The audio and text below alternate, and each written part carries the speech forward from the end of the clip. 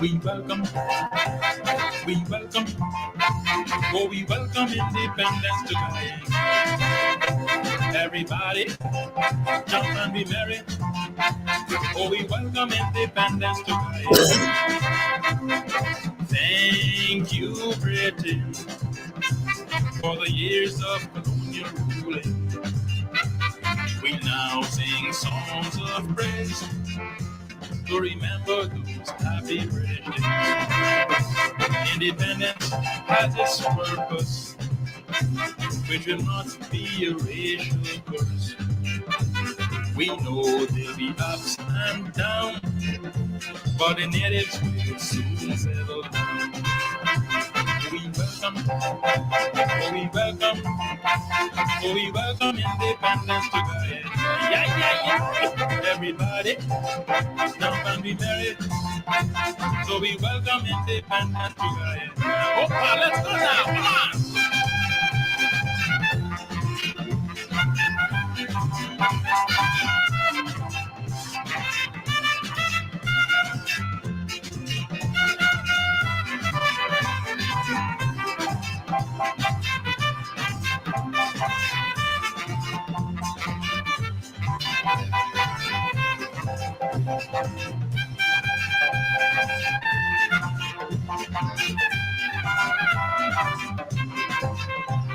We welcome, oh, we welcome, oh, we welcome independence today.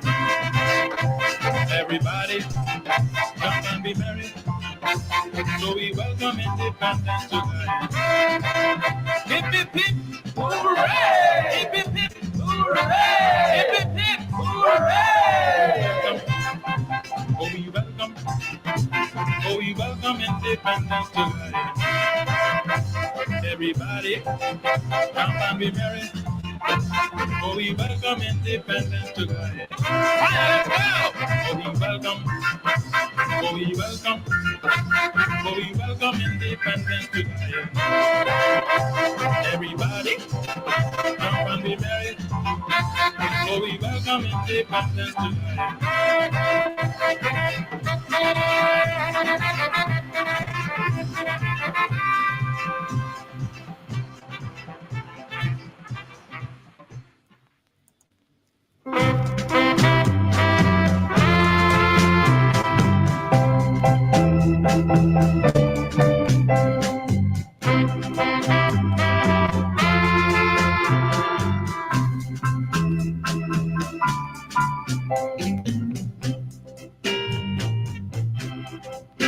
Independence comes to Guyana, hooray, and at last, which was indeed a bloody task. O ye nations of this multiracial land, let's rejoice and join our hands. I know agony still fills the air, and it's more than what some people can bear. But forget revenge, O nations of this multiracial land. Let's live and work as one. Can't you see, oh my people? Can't you see that too many lives have lost? Can't you see that we must rule our destiny and rule it until eternity?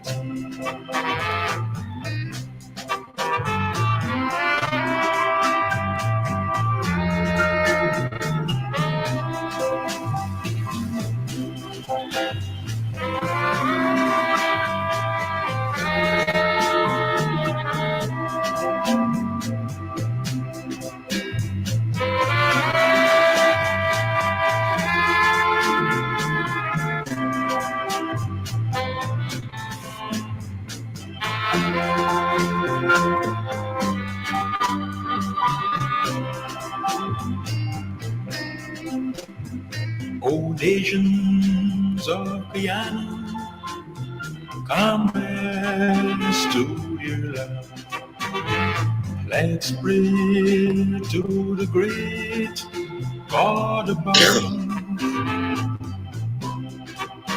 that He'll quickly wash away all your enmity, and entwine the nations unity. Can't you see, oh my people? Can't you see that too many lives have lost? Can't you see that we must rule our destiny and rule it until eternity? And rule it until eternity. And rule it until eternity. Oh yes, good evening. It's the official holiday. Our independence, of course, was yesterday, and we are, of course, celebrating the uh, the the holiday officially today. So happy independence. We can critique the independence as we do on a program like this. Um, our topic today is that the PPP is undermining our independence. Undermining our independence, but we are not giving up that independence. We are claiming it. We always, I am of the view always that we do not give up things. Christianity, for example, a religion that played a negative role in the onslaught against Black people around the world. They were very much part of the slave project. But we, Black people and brown people, we were able to rescue Christianity and give it its humanity. And so therefore, we're not giving it up. That is why we talk about the Black church and the Black religion. English language was the language that was used to oppress us, to enslave us, to colonize us. But we have turned that language into a language of resistance. The great writers of the 20th century and the 21st century, the exponents of the English language, have been Black people and brown people. And so we aren't giving it up. And as much as the PPP is undermining our independence, we're not giving up that independence. Good evening to you, wherever you're joining us from, whether it's in St. Kitts Nevis, as my brother Derek is, where Derek is coming from, wherever you are in the rest of the Caribbean, in North America, in South America, in Africa, in Europe. Good night, good evening to you, and welcome to Politics 101. It's a holiday night in Guyana, kind of a quiet day here in Guyana. I am coming to you from Guyana on the East Coast. It's a pleasant evening, and it's always good to be here with you. Good evening to my brother John C. Paul. I haven't seen you in quite a while, but you are always here on the program. Good evening to you, Gary Major. Michelle Joseph. Michelle, thanks. Good evening to you. Thanks for being Donna Joseph. All the Josephs are out tonight. Ian, Harry, welcome to you all. To all my people in Buxton, welcome. I want to say a special welcome to Sir Dick. Sir Dick met me the other night. I think it was Saturday night. I was out there, and Sir Dick said, Politics 101. West Indies Cricket 101. And Reggae and Calypso one-on-one. I said, Sir, dick you up. He said, yes, I don't miss a beat. And to all of you in Buxton, thanks, of course. Thanks, of course. You're my people, as all of Guyana. You're all my people. But of course, you know, the neighbor Stringberry some way. And it buried there in Buxton. And I get a chorus sometime from them that you talk about all these other places and you don't talk about Buxton. And that is not true. I talk a lot about Buxton, but you know how the story go. Good evening. Happy Independence to all of you. And let's do a little bit more patriotism. Someone who is partly Buxtonian. He lived in Buxton for a long time. Hilton Hemedine. He was my, in those days we called it MC, the leader of the Altar Boys. The leader of the Altar. He was my second. The first MC was Orwin Paul, when I became an altar boy in 1966, the year of our independence. Yes. In fact, I conform as an altar boy. I was an altar boy before I conformed. I was conformed the 2nd of December, 1967, but I became an altar boy in 1966. Orwin Paul was the MC, and then Orwin go away to America, and Hilton took over. And then Hilton moved on, and the next MC was Hamer, Kenneth Hamer. You know, everybody's big people now, you know, but that was almost 60 years ago. Hilton Hemedine, beautiful.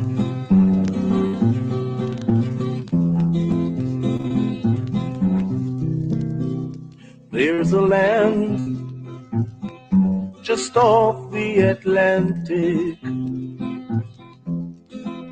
land of jungles, waterfalls, and sweet scenery,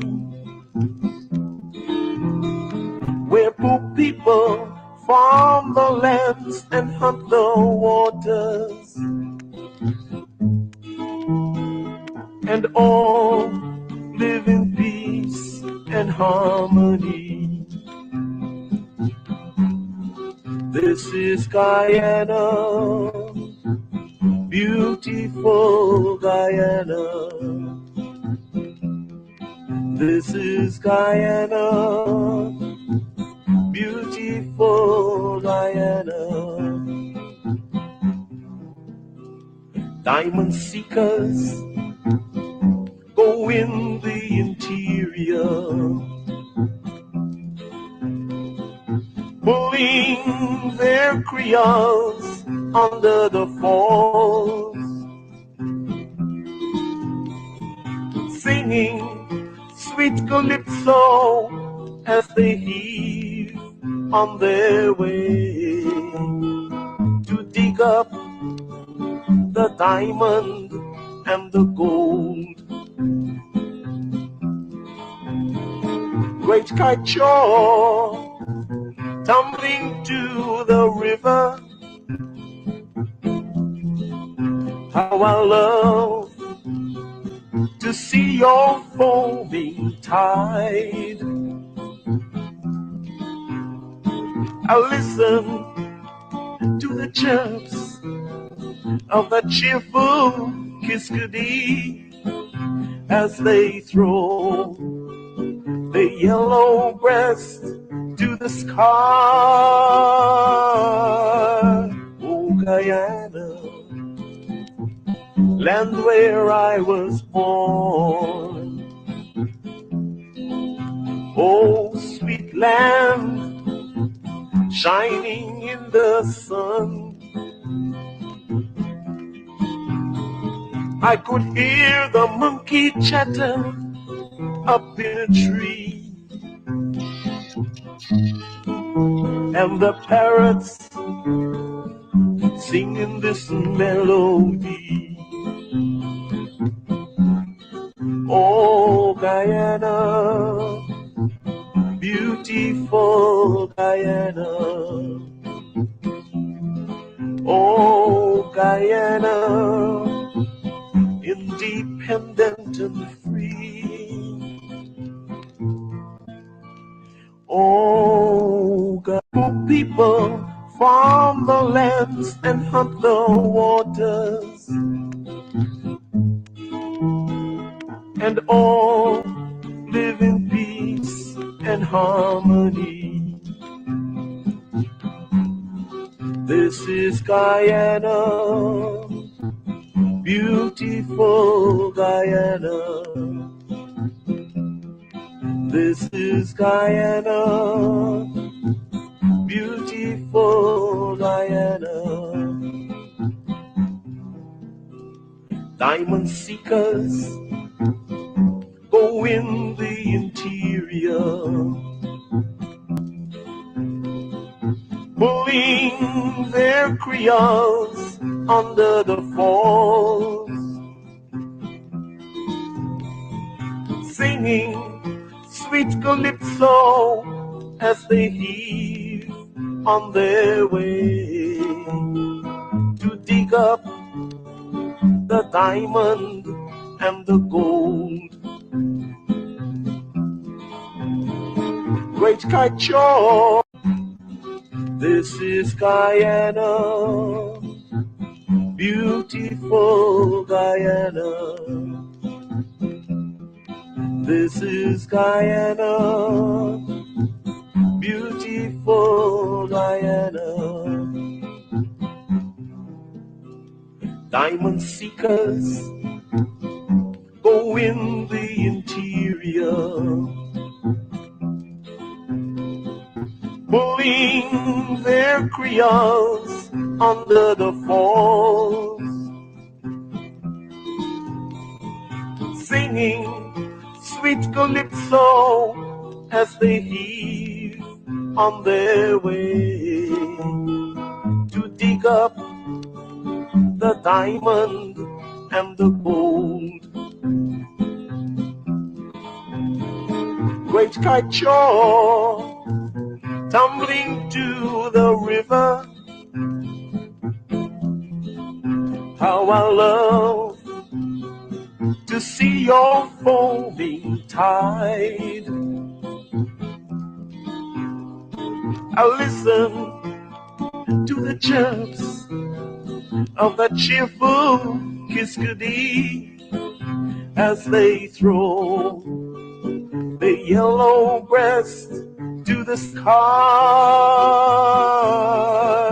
Oh, Guyana, land where I was born. Oh, sweet land, shining in the sun. I could hear the monkey chatter up in a tree, and the parrots singing this melody. Oh, Guyana, beautiful Guyana. Oh, Guyana, independent and free. Oh, Guyana, beautiful Guyana.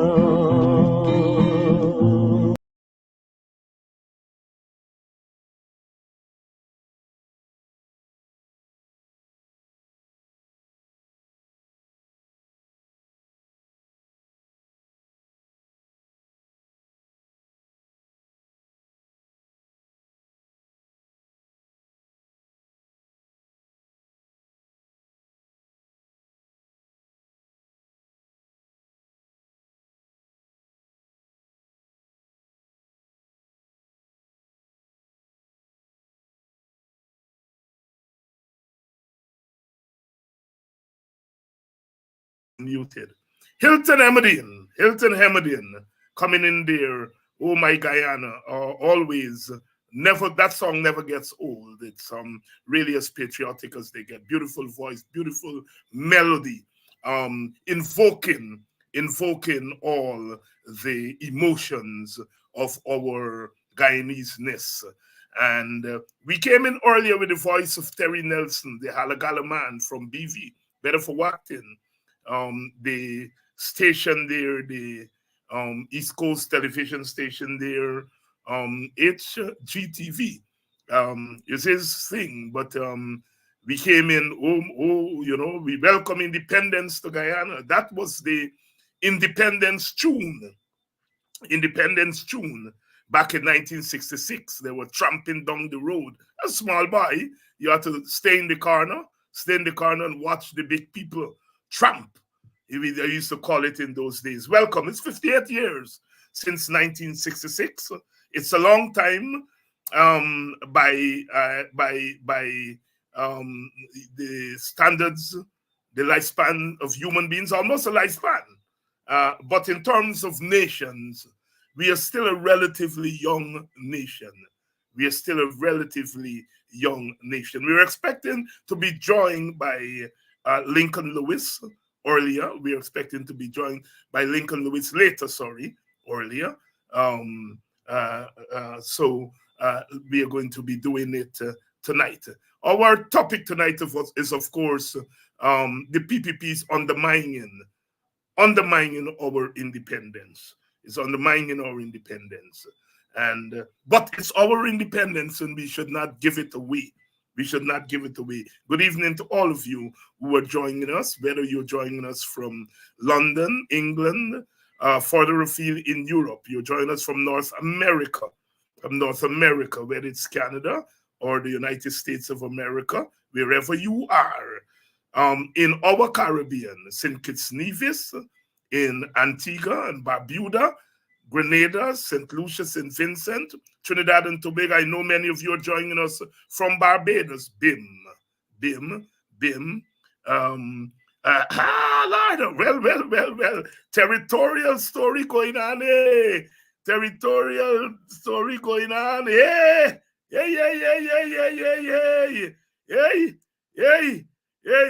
Hey, Terry Nelson wasn't originally from Baron. He was from Belladrum. Hey. No, Dr. Hines, he's from El Dorado, Belladrum. I love it. You all see what I'm talking about. The neighbor's been buried somewhere. And that's the diversity, the unity and diversity that makes us such a wonderful society. You don't make that mistake. You don't call a Belladrum man a BV man. He never string berry in El Dorado, Belladrum. Thanks very much, Junior. Thanks very much, Courtney Saul. Well, as the Saul is Belladrum. Since you're Saul, Belladrum, you know. Thank you all. Thank you all for making me put my mouth right. You see, I know he is a BV man. The death is announced of Banga Mary. The old timers would know that.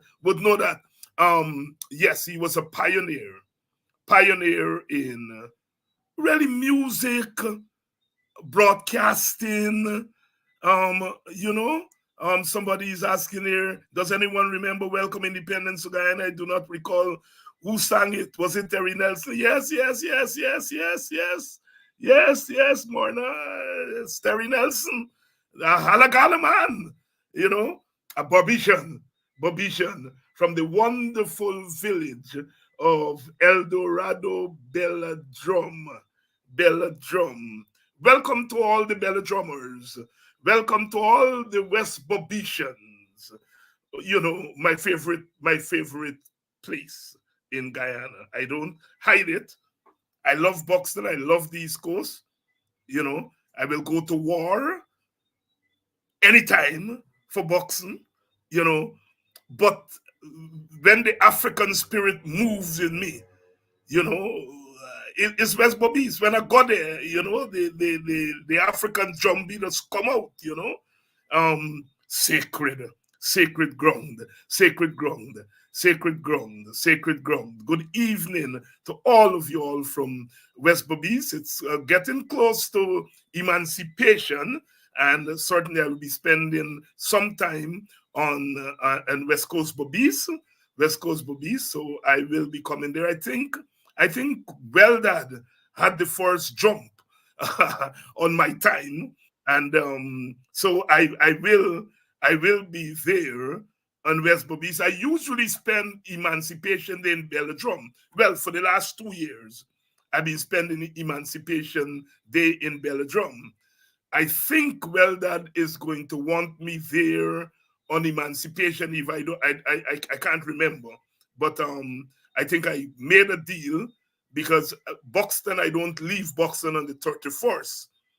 On the 31st of July, Buxton, we have our big story at the line top. Hope Town I got a soiree the same night, but we got we own Buxton soiree, and so I usually don't leave Buxton on that day. But I think the well that people have arranged um, the timing. So I think I'll be spending some time there on the 31st in West Bobbies, and most likely will be coming back on the 1st. No sweat. Like I said, when the African drumbeat, or when I call to West Bobbies, the African drumbeat just come out in me, in a way that it don't come out anywhere else. I haven't gone down the creek yet.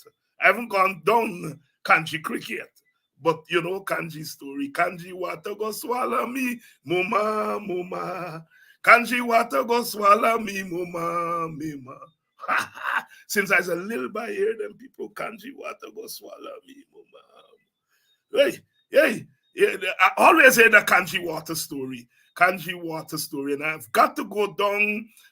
I hear they got plenty hinds in Barracara, and my family hinds come from New Amsterdam via Kanji. Clayton Hines, if you're listening, you are supposed to carry me down there a long time.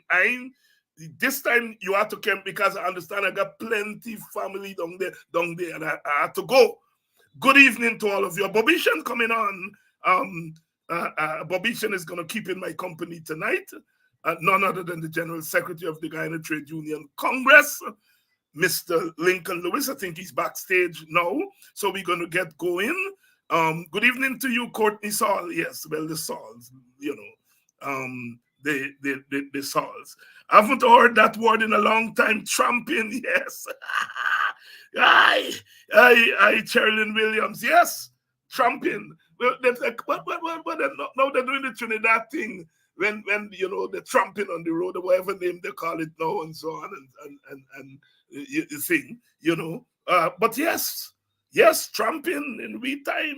You see, I remember Independence Day when they're tramping there in the village, and all the villages, they were tramping them by drinking wine from Posey, brand new Posey. I sure some of you all remember that. Independence still must mean something to all of us. To all of us. To all of us.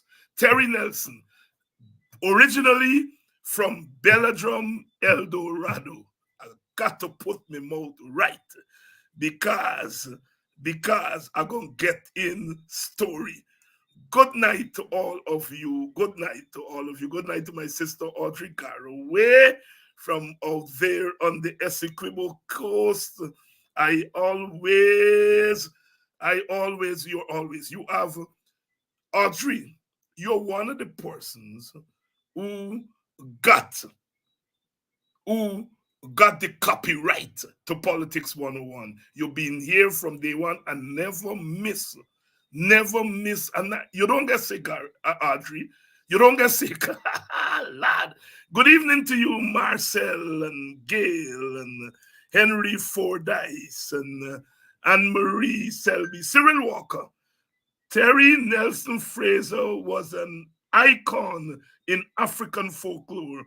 He popularized kwekwe and other African songs. On the money, on the money, on the money, on the money, on the money, Cyril. And this is the place to be. This program. Now, we got a lot of these programs. Thank God for them. Thank God for them. From Mark Benchop to Sheriff Duncan to Rickford Burke, to Paul Slow, to all the programs from the APNU, AFC, all of them are playing an important role. Had it not been for these programs, I don't know where we would have been. But this program, Politics 101, we all do the same thing, but we do it a little bit different. It's a little bit folksy here, right? Yeah? We get into the culture here. Even though we're doing politics, we get into the culture, right? I come up under Sidney King, UC Guyana. So the politics was never just party politics. The politics had to have culture. So the politics had to have the drums, it had to have the language, and I, coming up under Guyana, you had to develop an ear for the language, the folk language, the folk sound. And you have to do that. I mean, you go in Buxton and you say, boy, David Hines politics, no. I was a Kwekwe man. I was a Nancy Story man. We used to act. The first Guyanese film, all Guyanese film, Agro Seasman. Agro Seasman. I was part of it. So the culture, you come up in the culture. The politics arose out of the culture. And not the other way around. And when I told Brother UC, God bless him, I said, well, I think on the 31st, I'll be going to Weldon. He said, what? He said, that's a special place. Drums. They had a drum festival there, he said, in Weldon way back. And he said, when you see drums start rolling Weldon like nowhere else in Guyana. He's very happy that I'm going. And when I go through West Bobis, people tell me, well, your elder used to come here.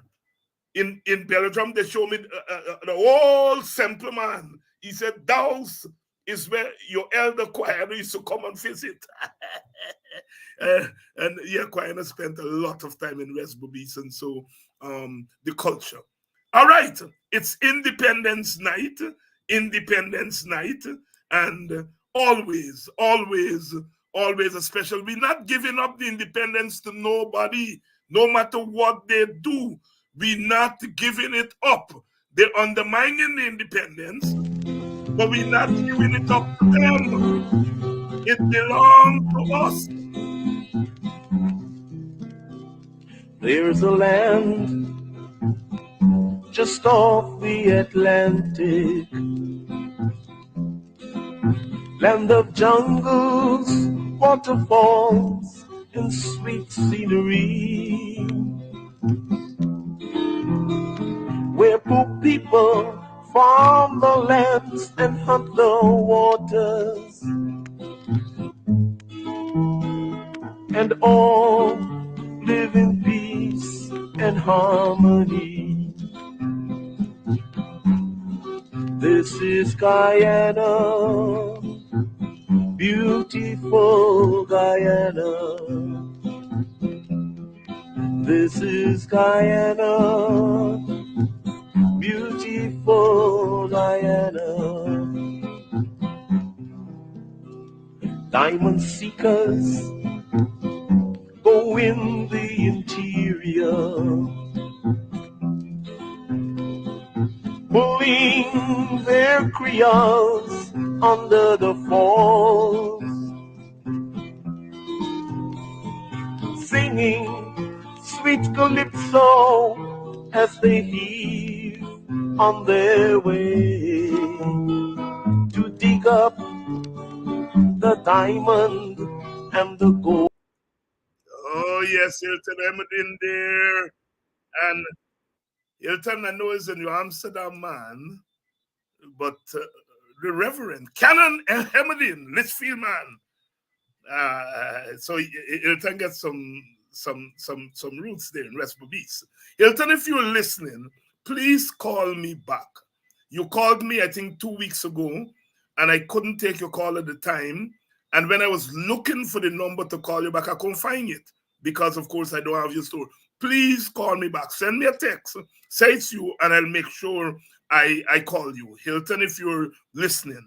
Hilton Emedine, my second MC when I was an altar boy. The first one I said was Orwin Paul, go away to America, Hilton take over, then Hilton go away, and then Kenneth Hamer was my third MC. And them chaps were serious. Donna, I like it. Blessings to you, Honorable Dr. Hines. I love that. I'm going to take it anytime. Hey, when you, the short tail by come, barefoot, come from boxing line tap and thing, you never imagine anybody will call you honorable. And I will take it. Whether I deserve it or not, I'm taking it. Ivor, Ithaca, I had wonderful times. We had a Kwekwe group called Tutashinda. It was led by Kwame Apata. And Kwame had a little mini minor. About 12, 13 that we used to pack up in there with drums and everything. And you see, when we land in Ithaca, oh, Jesus Christ. Oh, Lord, I just forget Ithaca. Because it's very rough up on the bank. But Ithaca is a hell of a place. It's one of the places I have to visit. I haven't been there in a few years. But I've had wonderful times at Ithaca. Ithaca, firish. Them place them there. When you dance quick, so the African drum in your foot. The African, and when you see them people that take off, you think it's Africa self. Of course, Ithaca, a wonderful, wonderful place. Good evening to all the people at Ithaca. Some of you old timers remember the biggest drum festival was Sanford, the other side of the river. Sanford, the biggest drum festival, Askria. And in those days, you used to get drum festival. Good evening to all of you all. Now, I don't like story. Water wash a river. Hey, water wash a river.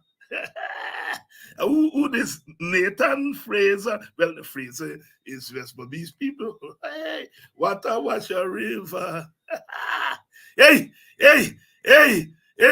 I don't like getting story, especially with Bobishan. So let me bring this Bobishan and I want you to know I get family at number 28. I want you to know Manny James at number 28 is my family. So if you knock me tonight, me get people who represent me. Good evening, Mr. Lewis. Good evening. I just always walk on and pick up family, man. That's you. Pick up family like grass. Anyway, good night, comrades. Good night, comrades. Good night, sisters and brothers. Is comrades still allowed? Isn't Marxism, Leninism, and socialism expunged? But democratic centralism remain. Lincoln, how you do, boy? Hey. I'm trying. Hey, you never tell me Alagala man is a Belladrum Eldorado man. Yes. And let me tell you something. Hilton Hemedin and I, we are the 5th generation of Kojo McPherson. But there you go. That is why I'm saying to the audience, I love boxing. My neighbor string buried there, and I would go to war anytime for boxing. But when you see me go West Berbice, the African drum beat just come up in me. Water wash a river. Water wash a river. Hey, Lincoln. Reflections on independence. Clearly, you like so many of us, we grew up with independence. we grew up with independence. Some of us were born a little before independence, but really grew up with independence. 58 years later, talk to us about what independence really means to you, Lincoln Lewis. How has independence shaped your worldview? How has Guyana independence really chart the way for you to navigate this hostile world that we have had to endure these last six decades? Let me just tell you that, I can remember the first independence celebration. I remember the villages, the mobilization in the villages. I come from a village. In West Bobis, there were villages that the communities, the people mobilized themselves. They had seen it as the last vestige of the, really, they said, well, look here, these white people, they're gone. They were the colonials. It's time for us to run our own thing. I believe that there was that passion within the individuals and the villages that they want to turn things around for themselves. They were more involved in planning their programs, but as time go by, for me, it means a new way of life, a time when we can what we call like intensify not only the struggles but for the dignity of myself and others as young men and women. We see differently. It was not, you would have been able to plan your own program of what you were going to do. Now you go back and you understand this, that during that period, the politicians don't plan a program for you, and tell you what you must do. You plan your program. But as time goes by, I observe now that that you don't leave that decision as to what you will do has been removed from the individuals. And this brings me back when you talked earlier, and I said when you talk about Marxism has been expunged from a certain constitution, but I said to you, democratic centralism still exists. We are now faced with a situation where if you live at quarantine, and some people want to run the government will say, look here, the flag raising going to be at Essequibo. They will tell you that, okay, you can't get something there that can compete with them. You have to go there. It was a bottom-up. In the past, it was more a bottom-up arrangement. Now it's a top-down arrangement where you are told now what will happen. That independence from the ordinary man and woman has been taken away. And those are the type of things that that we have to look at, and we have to. I heard you earlier. You're making the point about when you go to West Coast Bobis, what has happened, and you're talking about independence belong to us. Yes, independence belong to the people, but over time it has been taken away from the people. The celebrating of independence have been taken away from people, and even the question of whether what you will want to do in your village, it is not permitted. So independence have been now taken away by the people we have elected to public office from the people in the villages. And this is something that we need to look at, and we need to discuss and determine a way forward on that. Lincoln, let me say this. Look, I am all for national unity because we have different ethnic groups here, and no ethnic group has any monopoly on our independence. All of us contributed to that independence in our different ways. And so the celebration of independence should be for all of us. But I have to say that I was disgusted. And I noticed you used another fancy adjective um, to describe what the PPP did. There is no doubt the PPP has made it clear that it wants to do slave catching in the African Guyanese communities.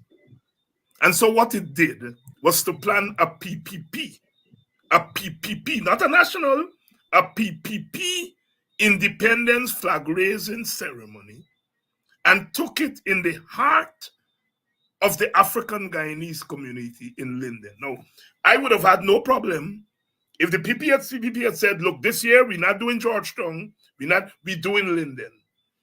And calling the leaders at Linden, the opposition leader, and say, let us set up a planning committee and have a national flag raising ceremony at Linden.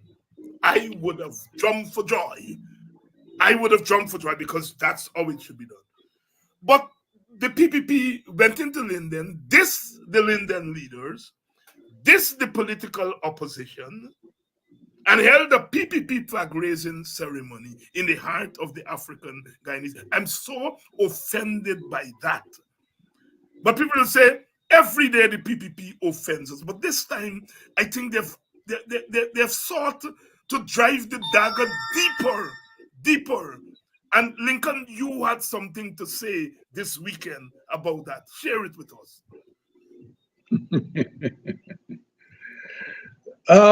Let me say to you, David, that we have a very serious problem.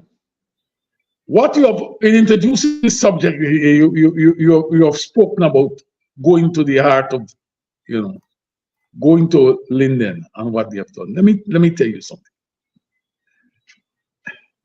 This government don't believe in all the things they talk about national unity and national programs and so on. They don't believe in it. They believe in a PPP program. It must be thought out by the PPP. It must be embraced by everybody. It must be executed by the PPP. And so be it, you like it or not. That's all they have decided to treat with us. What they did at Linden, it is something that we cannot countenance. I cannot countenance it. And you see it in Region 4, I believe it was last year or the year before, with the regional chairman at Region 4, the mic was taken away from him by the microphone by the RU. Let me make this thing clear. People get soft. Let me give you an example. I come from Bobby's. I live in Linden, the cream of my life. I remember we get a strike and we pick it in. The car man used to drive around the next area. He ain't coming through the place that you pick it in, You turn off. But if they come in the area, they're too beyond in solidarity. Nowadays, the car driver, private people, turn up the window and they're driving through the picket line. That same trade union that fight for them, that fight for one man, one vote in this country. You believe in Linden in the 70s and early 80s, you could have done that? No. You got to go in the trench and take the car out. You may want to say, some people may want to say, I'm violent, I'm preaching violence. I'm not preaching violence. I'm saying to you the respect that people have for struggles. Today, there should have been a clash of not only thoughts, not only acts, but a clash on this year. But I tell you, one of the things I got to commend the leaders for, with little bit of resources, they have been able to hold the PPP from running through. What the PPP do, is take the state resources and run through the villages, and then they got to Linden. They have never had a resistance like this one. But I'll tell you what, they will never stop. The strength about the PPP is that they don't care. They don't concern about anybody see. They will do it. But what is instructive about the PPP program? Let me give you an example of something I saw the other day. They are moving some people at Peters Hall, moving the residents there to put a bridge where the bridge will land. And they get this African minister, a minister who ought to be an African. He looks so, but I don't believe that his heart is there to represent or advance African interests at any point. Can you imagine the minister walking down with the list and the letters to hand to the minister Edgil, handing them to the people who got to move? Every time these people intend to fight a group of people who are resisting, be it African or Indians, they send the black man.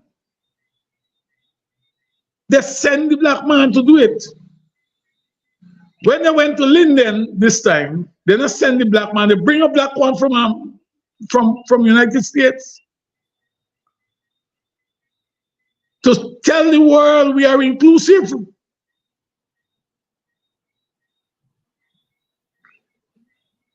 That is how these people say, and this is what we call the disrespect for the African man by the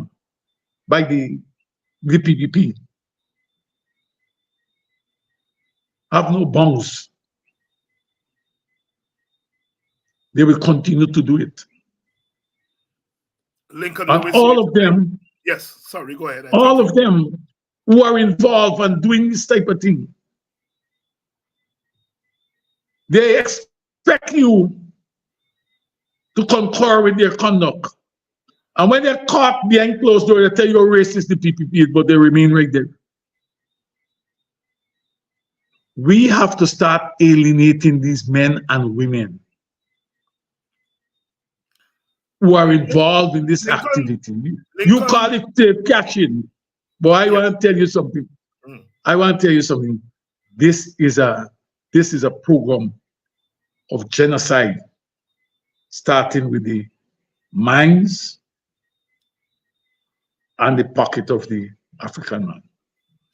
You want to say something? I want to go to the pocket of the African man, because years ago you employed the term economic genocide.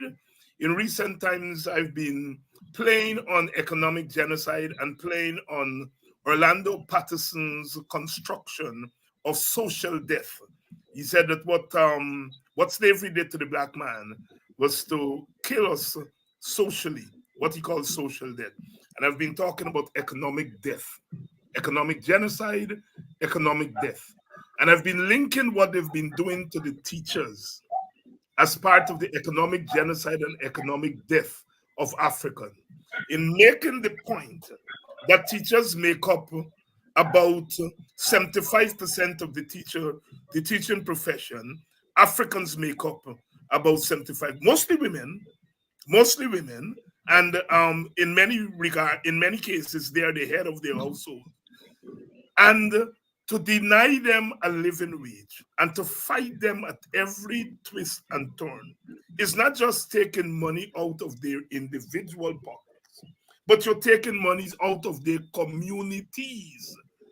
Because if you have 25 teachers, 20 teachers in a community, you multiply that by 4, that's 100 people. When you talk about the extended family, those 25 teachers, they're really responsible for about 200 people, the sustenance of 200 people in the community. What you are doing is when you go to a small community like number 28 or Litchfield or those communities on West Coast Bobbies, and you deny the teachers a living wage, you're really killing those communities economically, because not enough money is circulated in the community. And so therefore the fighting down of the teachers is not it. The teachers are fighting an industrial relations struggle, but the government is fighting them politically, because the government is not responding to them as employer. The government is responding to them as political bosses. And so therefore the struggle against the teachers is not just a struggle that is taking money out of the individual teacher's pocket, but it is a committing economic genocide and death on the African Guyanese community. Your thoughts, Lincoln Lewis? Let me tell you something. I've been driving around, I've been going into the public places. And you live overseas, but I'm telling you, I live here. It irks me to see there are some institutions now, when you drive in, they're totally dominated by where Africans used to be. They are no longer there. They are now being dominated by other groups. Let me say to you that what these people have done, they have given workers, African workers, contracts and tell them that they're going to get what do you call it, severance. You'll be better off than being an employee, a full-time employee, where you can get tenure. You get your money now. You know what they did? When the government changed, they kept some of them there for years. When the government changed, what they did is that when the contract ended, they replaced them with somebody else. I say that for you to understand that is one way that they're taking out. They now sweep the Africans, put them to the breadline. As it relates to the teachers, this year, let me understand that the struggle of the teachers, while they are seeing it in the context of a bread and butter issue, it's an economic issue. What the government has done is to clone it in a political, put on political clothes on it. And all of us must recognize that this here is not the end results you're looking for is bread and butter. But who determines if you get bread and butter? They are all political operatives who have clothed the whole struggle in a political nature. We put on political clothes on it. We got to understand who we're fighting. We got to take action. We have to take action on this situation, because the community within which these you made a point, like you throw up the numbers. You said about 75% of the people come from African community. Yes, in West Coast Bobbies, most of the people who live there, they either who stay there day to day, they either be teacher or some nurse or something like that. And those communities where the dollar pass only one time, right? You understand economically what it will do when they decide that they're not going to do something. And let me tell you what, notwithstanding the law has been interpreted by Justice Samuel Kissoon, I know what I understand these people like playing cricket with football, right? You see the ball coming big in front of you. They are going to take a position at some point that they will not pay the teachers. And we will have to intensify this struggle for bread and butter. And for all the labor leaders in this country, I send them the message that if you don't come on board and stand up with the teachers, you will not be able to achieve anything for your members. We can't run from it. This year is independence is only a name now to all of us. It's only a name, but it's an act for the PPP. It's an act of subjugation. It's an opportunity to intensify their control all in the necks of the citizenry of this country. We have to understand very clearly that this year is do or die. The president talking about we love the teachers. Which teacher you love? And you call them names and derogatory names too. You play to the gallery. Many of us have to take, this situation, David, it is more serious than even the teachers may think of. They want total control. We are talking about independence that don't exist any longer for you to even think. These people carry 87 buses to Linden, you know. Yep. It's 87 an buses. Invasion. Right? And you know where the money comes from is state money, thing, and then they give them a small piece going. Right? Think about what they did. Think what they're doing. And you ask, and the teachers ask for $1 more, and you telling them must wait down the road. Let me tell you something. We get some politicians in this country. What they need to understand,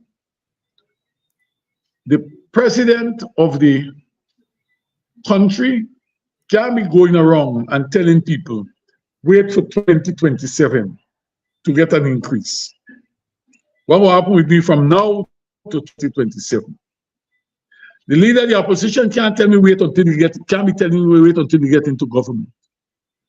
Right? Then you don't know when you will get into government as the executive. So those who, like the opposition that has about half of this country supports the opposition. The electoral results have shown that half of this country.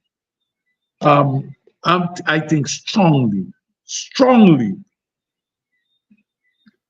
that action got to be taken on this government. We have to take action.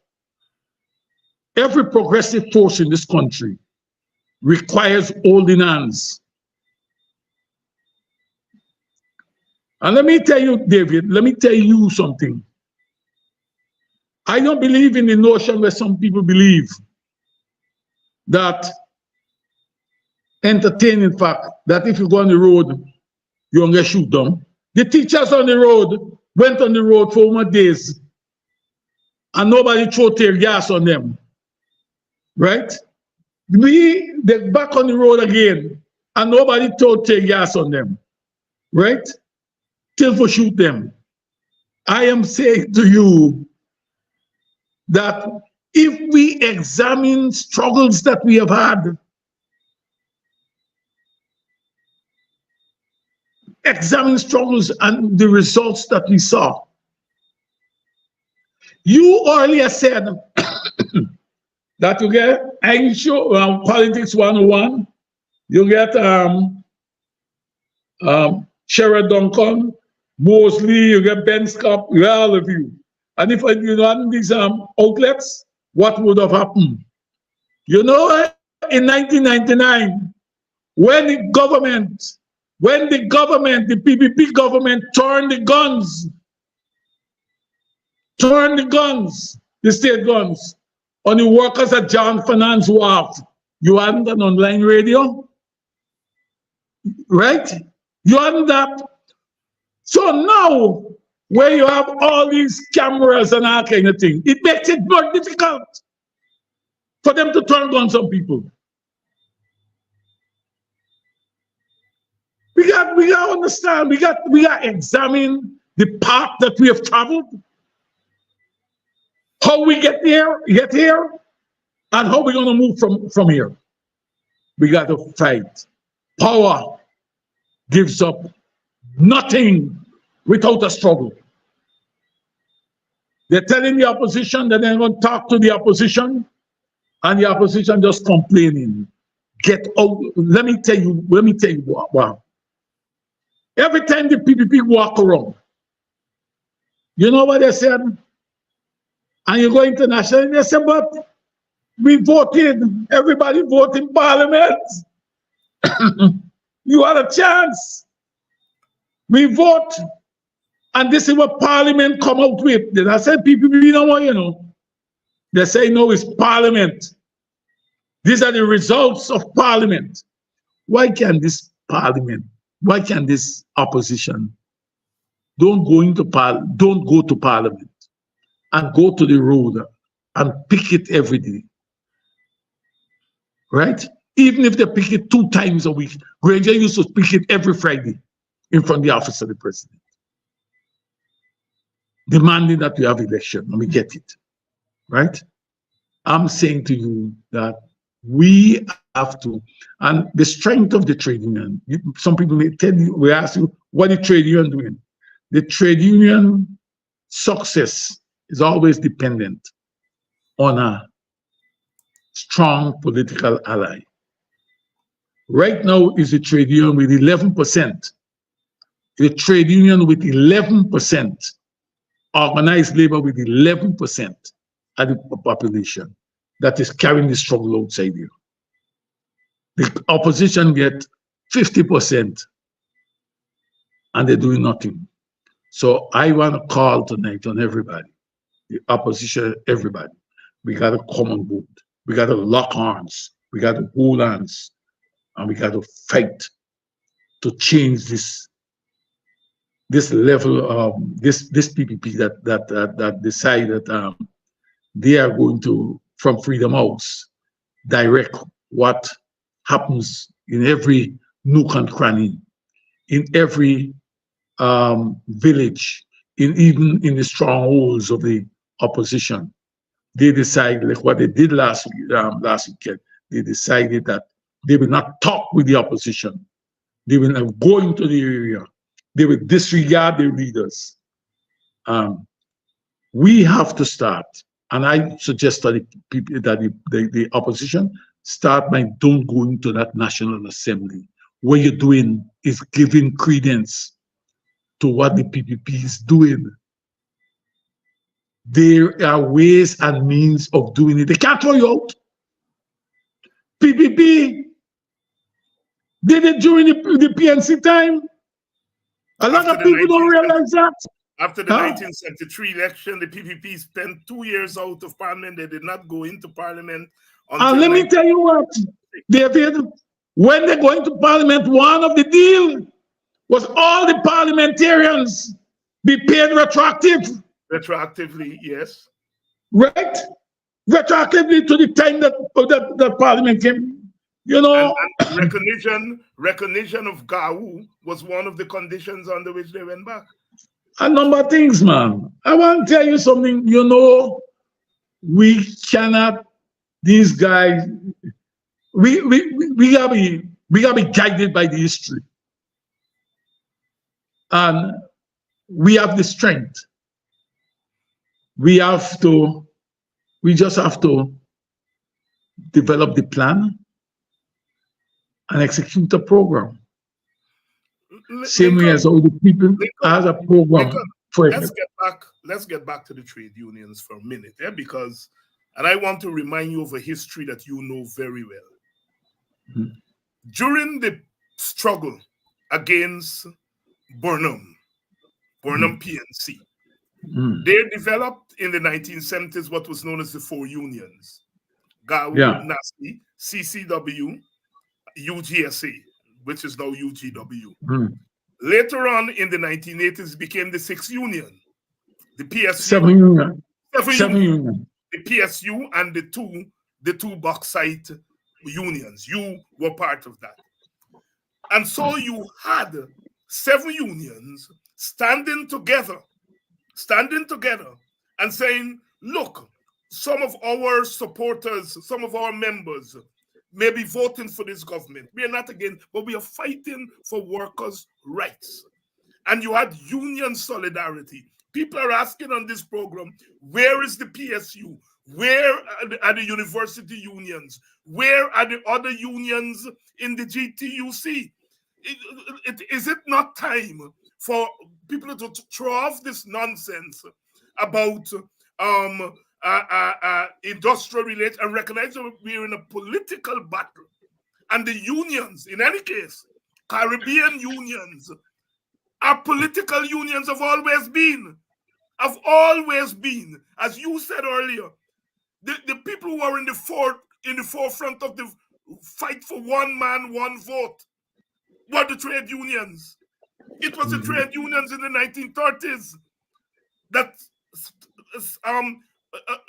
fell the last lashes against colonialism, what they call the 1930s riots. What are the trade unions in the TUC individually and collectively doing at a time when the government is fighting them politically? Why only the teachers are out there? Talk to me. I want to tell you this. Audience, that's what my audience is. David Hines. We deal David with Hines. the opposition. David Hines. He's coming back, and we'll deal David with them. Hines. We want to know what David the trade Hines. unions are doing. David Hines. Let me tell you something. We are weaker now as a people than we were in the 70s and the 80s, and even early 90s. Let me tell you this. I was organizing secretary of the Ghana Trade Union Congress in 1984, 86. Yes, right. yeah. Yes, I remember. Yeah. I remember. Let me point out to you. The 17 unions took a position that they will not participate. George Daniels was the president of the PSU and the TUC. Of the PSU and the TUC. That they will not participate, and they will go to Coffee Square and run their own May Day rally. And 7 unions decided that they're going to go to National Park. National Park. And we I went. I was there as a little boy, but I want to tell you something. We hadn't the resources as a TUC to do it. Right. But the WPA, let me tell you what happened. Yes. I was money.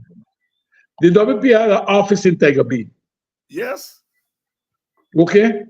We went in there, WPA offered, and we went in and we print all the flyers. The WPA had a tapir. A tapir. Yes, a green tapir. Yes, and we get the WPA party, and we get what I want to point out to you, that we have had an ally. The PPP was there too. We had another ally. We had allies to fight at the political front. That's all I want to say about the politics of it, right? I get you. We had allies, right? Let me tell you what has happened over the years. In the trade unionism and industrial relation has removed from custom and practice to laws, right? You have all and laws.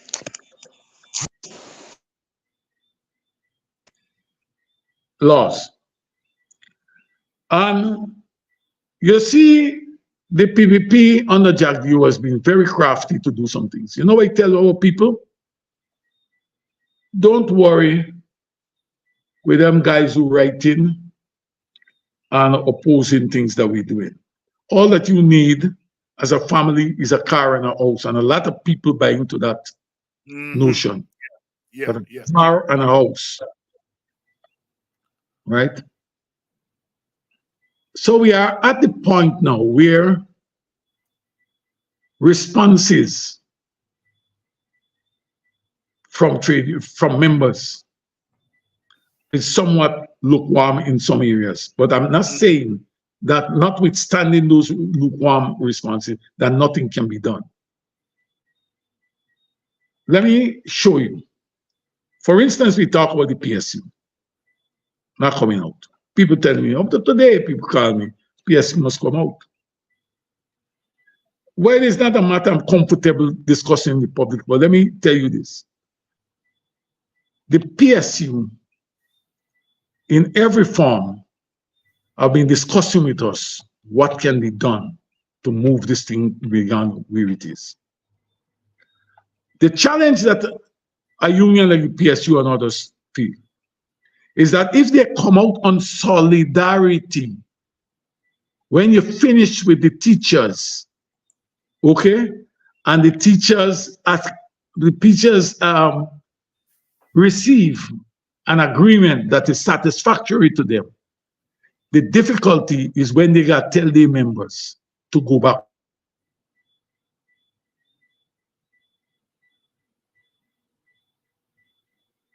We've lost your song, Lincoln.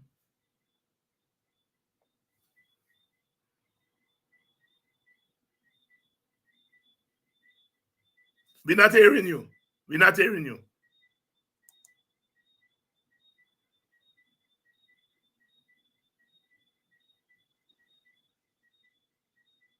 We've lost the song there from Lincoln. You're hearing me now, right? Yes, we're hearing you now. We're hearing you now. All right, good. Let me just backtrack. I said the difficulties the PSU and others face is one, if they come out in solidarity.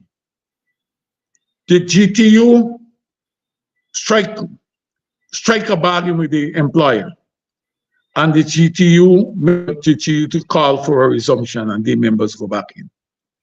The difficulty is that the unions will face is to say to them, their members, where you going back, where you call me out, where you sending me back with. That's one. But I'm saying to you that notwithstanding that, avenue has to be found to make this thing or cause this thing to be of such a nature that everybody gets something. Everybody come out and everybody gets something good. So it is not something that we have.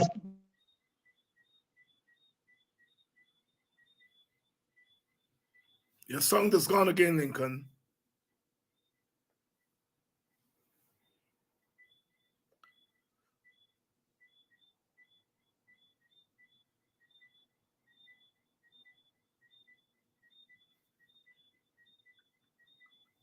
Lincoln Lewis seemed to be having some problem with the audio there. Seemed to be having some difficulty with his audio, but he was making the point because in the 1970s and 80s, you had 7 unions that acted independently of the others. But the unions were able to go to the political parties. I remember well being in the WPA, and we printed all the flyers for them. We put our vehicle at the disposal of them. We, came up with a chance for the May Day rally.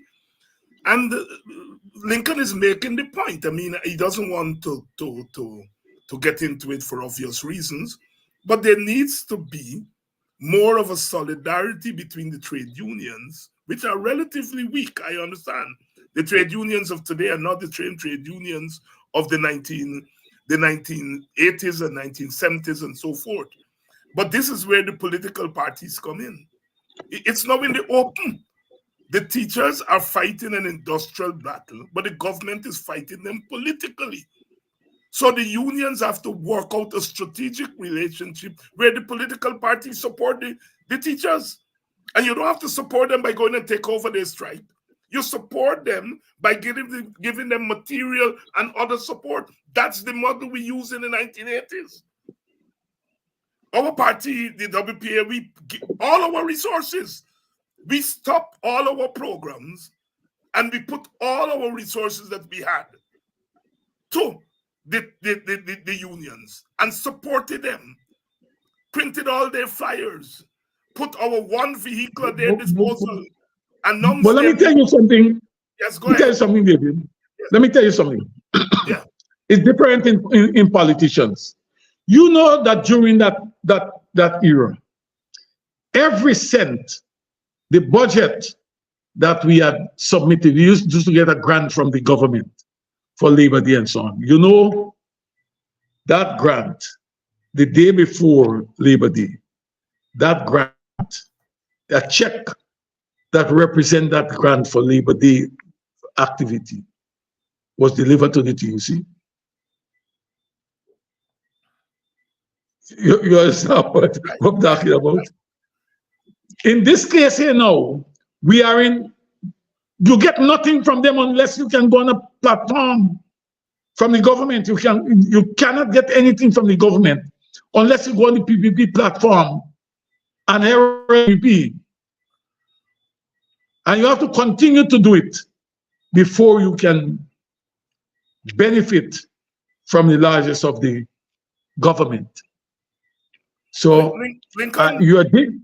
Lincoln, one of my viewers here tonight, Denise, she's on. She's saying here, then let the trade unions go to the opposition and seek the support as you all did in the case with the WPA and to some extent the PPP in the 1980s. She want to tell us. She asked if she wants me to see what we have done. Okay, well, it's up to you. Yeah, it's up to you. The opposition leaders. I want to talk about it. I want to talk to you. I guess she's not saying, she's not entertaining that we have not engaged the opposition. All right. Does the opposition want to engage us? Good. It is a question that I will put to the opposition leader when he comes here. I can tell you that, because. But I don't want when you put the question, you don't have the evidence. I'm going to send the evidence to you tomorrow. All right. Send it tonight. Good. Send it tonight. Lincoln Lewis here. We all are agreed. I think Lincoln has said here tonight that this struggle has to go to another level. This struggle has to go to another level. These people are beating the teachers with a political whip. In fact, they're beaten with a political hammer. And we political people cannot stand by and allow it and say it's an industrial relation struggle. Yes, from the teacher standpoint, it's an industrial relationship struggle. And they must continue to fight. Fight for bread and butter. But as Clive Thomas said, there can be no bread without justice. And bread and justice have to go hand in hand. And one of the things, Lincoln, as you remember, the WPA put Clive Thomas at the disposal of the trade unions. In fact, at one time he was on the executive of the TUC. And so on. So this relationship between trade unions and political parties, when the going gets up, we did it before, and we can do it again. We can do it again. So, Lincoln, I think your point tonight is well taken. We have reached the point where we've got to take this thing to another level. We're not hearing you. Your audio keeps going.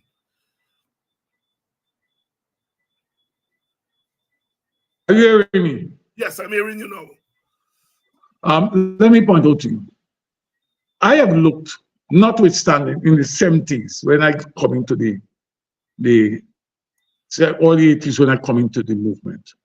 You could have looked. Clive Thomas, Harold Lutchman, the university people, the University Workers Union, yes, were playing a tremendous role in the trade union community. I want to tell you that I remember at one time when the Bauxite Union was negotiating with what you call it, with Gaimai, when they threw all the information, the amount of, when we asked for data, when they give us the data, it could have filled anything like about 10 cartoon boxes. We took that and we went to Clive.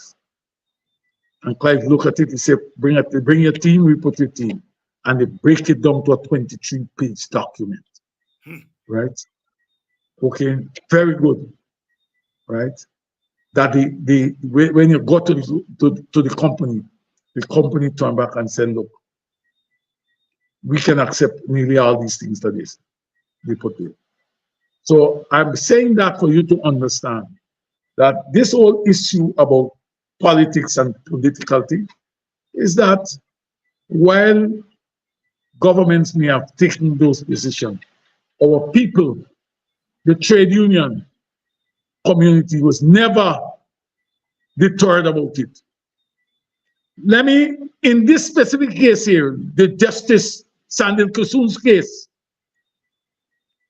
case, the judgment, if you read the GAU, the second largest union in this country, may they have said that Kissoon is not right. This is a trade union that is turning to say that the victory of the workers must be thrown aside.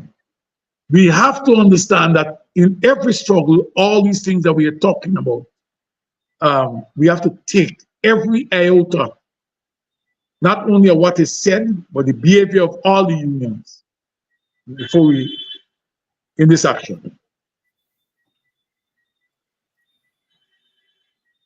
Are you hearing me, David? Yes, we're hearing you.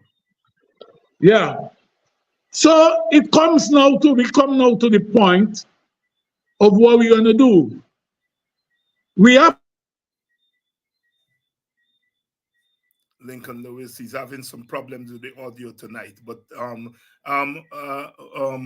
Odessa, Natalia, yes, I agree with you that the social media influence are partially responsible for taking the struggle to the next level.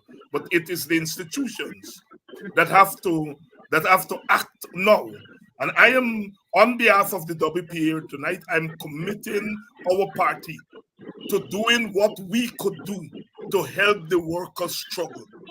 We did it, as Lincoln explained, in the 1980s, when we put our meager resources to the use of the 7 unions. They were called the 7 rebel unions in those days.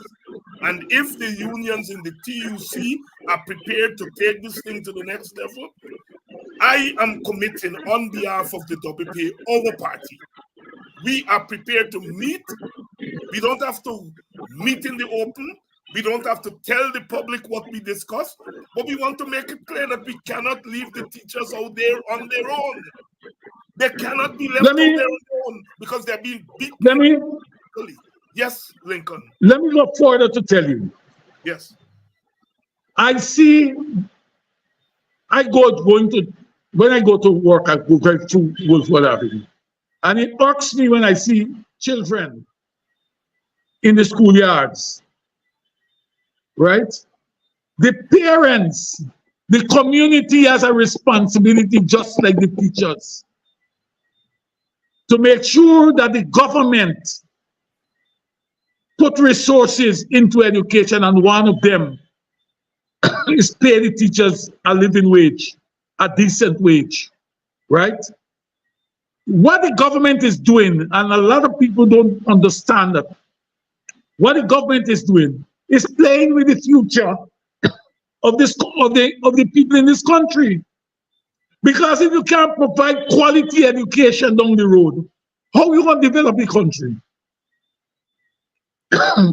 This will give them an opportunity to intensify their program, to go to Bangladesh or somewhere and bring nurses, bring doctors, right? Because we can't produce them. Because we can't produce. These children who are denied education now are the future of this country. And we must look at it within that context. Rather than sending your children every day to work, the teacher strike, and they're running around in the schoolyard or they're liming on the road. Stop that. Pick up a placard and join the teachers outside there. That is what they should be doing. This struggle is the teacher struggle, is the nation struggle. The nation struggle. I agree with you, but we have to put something before the people. We have to put a movement before them. And I'm saying at present, it looks as though the teachers are out there on their own. I'm sure that the unions in the TUC are doing stuff in the background, but that is not evident. That is not evident to the public. And so let's commit ourselves to put in a movement before our people that they can join. It has to be a movement, and it has to be a movement that supports the teachers' struggle. Lincoln, we've run out of time. Your closing thoughts. David, this program is short. Next time, let me get some more time. Right? Okay? Yes. I want to say that we are on board. The unions are working. We cannot say outside there what we are doing. What you're doing, right. Right? We are working. We have worked through the weekend, and we're working tomorrow too. The teachers' matter is paramount in this country at this juncture. What we're looking for is protecting the future of this country. If we get a cadre of men and women who run away from mathematics, physics, chemistry, we will not get proper engineers and good doctors. It is about the future of this country. They're the future of this country. Thank you very much, Brother Lincoln Lewis. And as you said, we're going to bring you back in the coming days so we can expand on this subject. Thank you very much for coming on. And and I know that we've been trying to catch up with one another and we keep missing. But let's talk in the next 24 hours. All right? Yeah. Okay. Brother Lincoln Lewis there. And I want to say, look, the least that we can do between the trade unions in the TUC and the political opposition, we need to call a one-day general strike to begin with. A one-day general strike to begin with. As they say, test the waters. And if we call a one-day general strike and we get 50% of the public servants to come on, the teachers are already there. If we call a one-day general strike to serve notice to this government, it cannot be business as usual. To begin with, we need a 1 or a 2 day, but a one-day general strike. A general strike that is supported by all the public service unions. And the political opposition needs to give material and political support, not take over the struggle. And I am committing my party, our party, the WPA tonight. Here, I'm saying it publicly tonight, that the WPA feels that the time has come for the political opposition to take an active role in supporting the teachers and the public service unions. Not to take over the business, but to give them the political support, because the government is fighting them politically. And the teachers don't have the tools to fight back the government politically. Those of us who have the tools to fight them back politically should do so. And we are saying a one-day general strike of the public servants, a one-day public servants general strike is in order. And this should be done in a matter of days, not weeks and months, in a matter of days. I want to thank you all so much. For staying with us tonight. And I'm expecting the opposition leader tomorrow night. Lincoln is going to be back. I'm trying to schedule the other two contenders in the PNC leadership race, Mr. Roysdale Ford and Miss Amanda Walton. And we're going to have them here on this program. And the hard questions that you all have been asking of Lincoln here tonight, and I like it.